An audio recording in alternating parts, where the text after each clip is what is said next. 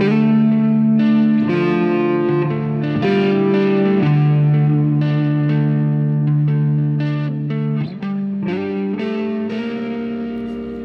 was with her for like 5 years because I think she fucked me within a half an hour after I met her, and I admired her ability to make a decision, you know? And that was really the whole basis of the relationship, you know?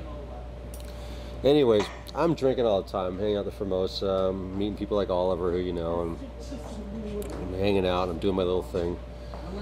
And she's doing dope, you know, she's doing heroin all the time, right?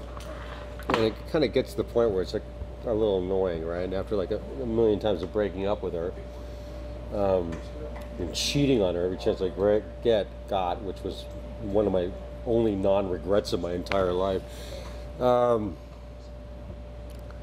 I broke up with her, right? Like I broke up with her, like I couldn't stand being around her. Like I actually like kicked her out of the car and said, take the bus home, you know what I mean? Like I didn't want to give her a ride home, and you know, she got out of the car and she got the bus home. And I was like driving home, right? And at the time I lived in Echo Park, which I still do. It was when I first moved there, right? And on the way back, over where like the Circus of Books is, there was a coffee shop there called the Grassy Knoll, right? It was called Tsunami for a while. I don't know what the fuck it is now. And a friend of mine, her friend was opening up this shop called the Grassy Knoll. It's a coffee shop, so I stopped in there, right? And when I stopped in there, you guys know I was like with this girl for 5 years. When I stopped in there, this woman who was running the Grassy Knoll was Vanya. Her name was Vanya. She had a baby. She was running around there, you know, Vanya's running around frantic. She was like total stress case. And, you know, baby's crying, so she gave me the bottle, and I picked up the baby, and I'm like milking the baby, you know, like no big deal, like, right? And this woman came in named Deborah, right, who became like, to this day, one of the single most important people in my life. I mean, she's like my best friend. And she saw like a young guy there, and I'm old, and it's like I'm 25, and she's like probably about 38 at the time. And I'm milking this baby, and she's gonna take Vanya out to dinner to Musso Frank's, and I made this comment about like, oh, I love the martinis there, you know. So, you know, she goes, come along, right? So I go along. We have a nice time. Nothing really spectacular happened that night. Managed to get her number, went out with her like a week later. Got this like one night stand with her in a bed, you know, and it was fun, you know. She's like a very attractive woman. And then, you know, that was that. I made these plans to go out with her on a Saturday night. At the time I was working at this like movie star restaurant called the Tea Room that was very short-lived, you know. And I met this like Chinese girl on a Friday night, you know. Let me back up a little bit. I was working at this like movie star restaurant when I met Deborah, and I was living in Echo Park over on Alessandro in this house with Seanan, who I think a lot of us know. He's in dengue fever. He was like a junior high school friend of mine, and this guy named Greg, who was like this really sweet guy who seemed like he was one of those guys that was too sensitive for the world, you know. Like, you know, like one of those kind of like bright light cases that just couldn't. I was always like trying to tell him to take it back and not overreact. You know, like the guy had like the worst coping mechanisms ever, right?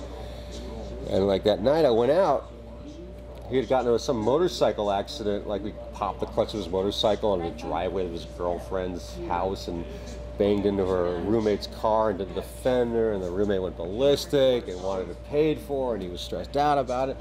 You know, I was telling him, like, just, you know, chill out, man. Don't worry about it. You know, it's a fucking piece of dental metal, right? I was telling him shit. So I go to work, meet this Chinese girl, whose name I fucking don't want to remember, pick up on her, go back to her place, right? You know, through like a, you know, a drunken thing, but she doesn't want to fuck me, so I end up like splooging on her back and going to sleep anyways, you know? The next day I go home, right? Dog's acting fucking weird. I had this dog named a rat terrier named Scooter, right? He's really bizarre. Like he's like cowering and whimpering, like totally out of character, and I can't figure it out. I'm trying to get to sleep because I've been up all night long with this fucking girl who's cock teasing me. I got this like date with Deborah that night, the older woman. I don't even sure if I want to go. You know, the phone rings and it's my roommate's friend. My roommate was Greg, the sweet guy who had no coping mechanisms. So like, I asked if he's in. So I go up to his room. He lived in this little loft above the living room. There was sort of a quasi bedroom. I go up there, and he's sitting on his bed. and his head slumped forward to his chest, and there's this needle in his arm, and he's dead. He's absolutely fucking dead. He's like skin was blue, you know, he was buck-ass naked. He died in a sitting down position. He wasn't even lying down. It was like so fucking weird. You know, like I totally was like on his phone with his friend going like, hold on, I think he's dead. You know, that was like the only comment that came in my head, right? And you know, I had to call up the cops and I had to deal with that shit. That went on for a while. 911 tried to give me CPR instruction. The guy had like rigor mortis had set in. When I tried to like access his mouth for like CPR, his fucking legs went off. He was rigid. You know, he had long since expired. You know, it was a mess. You know, this guy's like my best friend. You know, I love this guy.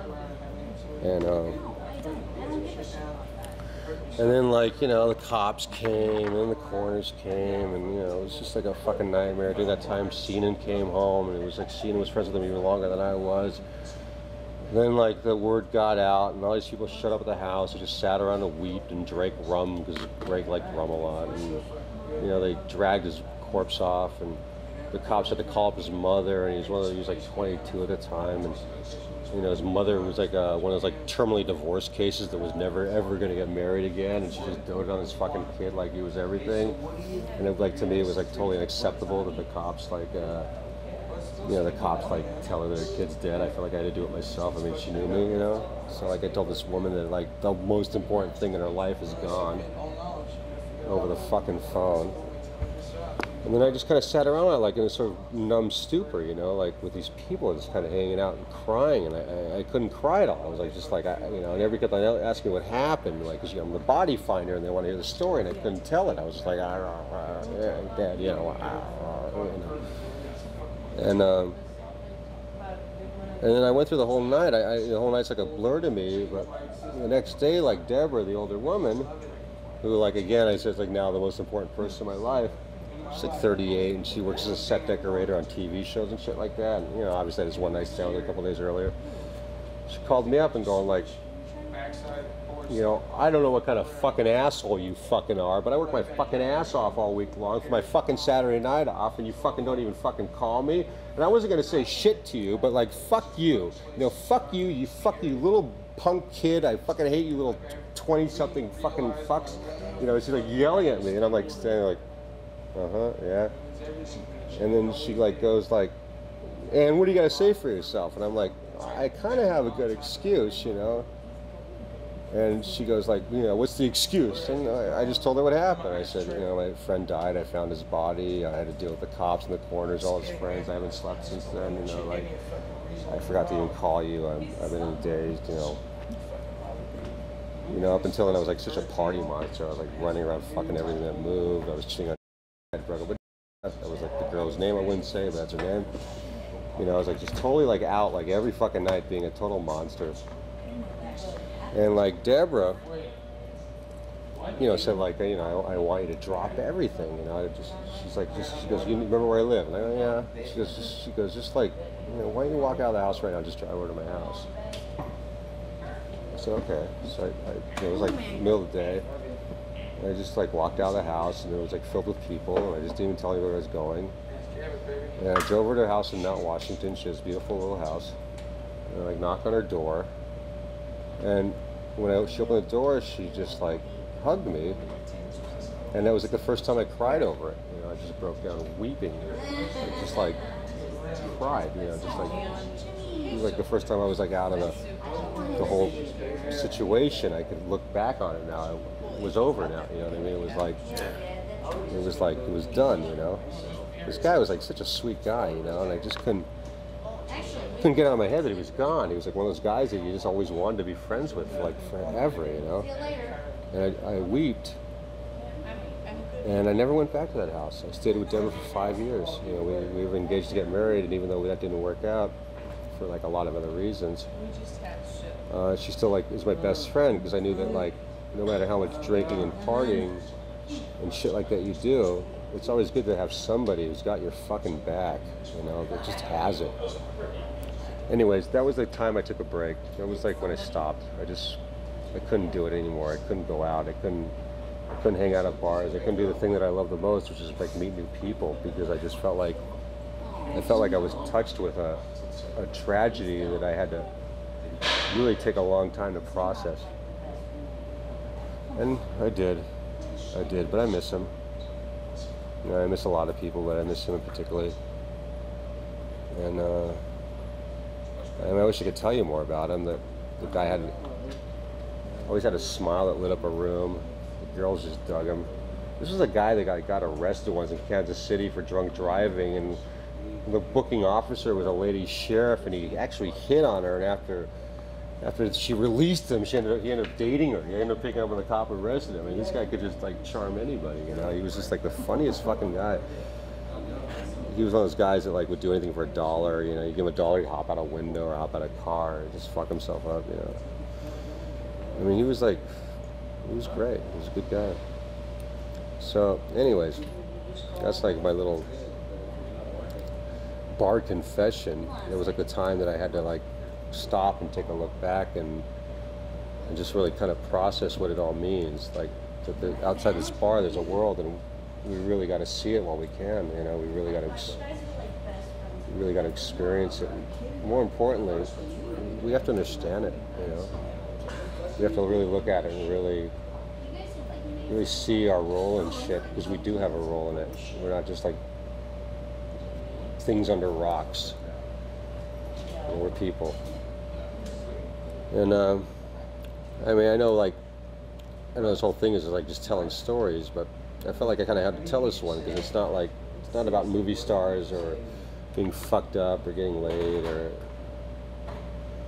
it's just something that like I've spent a lifetime since that happened, and you know, it haunts me. You know, like the whole thing just really fucking fucked me up real bad. Because suddenly I saw The Hangover as something fatal. You know, it's something that like somebody doesn't wake up from. You know, and well, that's my story. That's what I want to talk about today.